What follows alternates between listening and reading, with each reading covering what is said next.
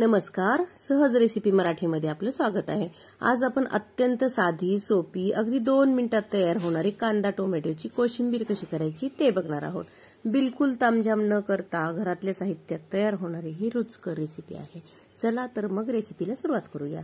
त्यासाठी सुरुवातीला मध्यम आकाराचे 2 कांदे आणि 2 ते 3 टोमॅटो चिरून एका भांड्यामध्ये काढून घ्यायचे।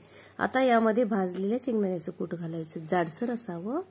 तर कूट तुमच्याकडे नसेल तर तुम्ही थोडेसे शेंगदाणे तव्यावर भाजून त्याचं जाडसर कूट करून घेऊ शकता। आता यात दही घालायचे, 1 कपभर ताजं दही घातलं। दही जास्त आंबट नसावं याची काळजी घ्यायची। आता हे मिक्स करूया।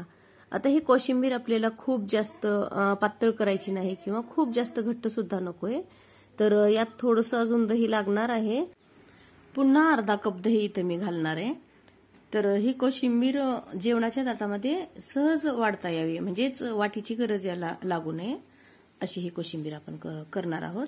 आता स्वच्छ धुवून चिरलेली कोथिंबीर घालूया, 1 ते 1.5 चमचा मिक्स करू आणि 1 चमचाभर इथं साखर घालायची। आपण पोहे खायला जो चमचा वापरतो त्या चमच्याने 1 चमचा साखर घातली। मीठ मात्र यात सुरुवातीला घालायचं नाही, अगदी जेवायला बसायच्या वेळेस आपण यामध्ये मीठ घालूया, कारण की मिठामुळे कोशिंबीरला पाणी सुटायला लागतं। आता यावर घालण्यासाठी एक तडका तयार करायचा आपल्याला, म्हणजे फोडणी तयार करूया आपण।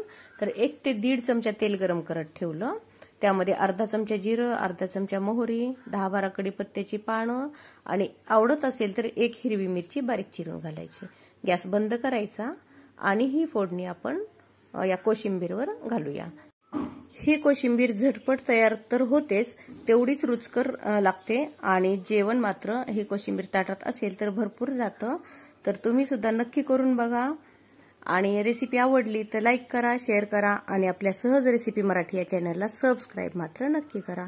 नंतर भेटूया अशाच एखाद्या छानशा रेसिपी सोबत। धन्यवाद।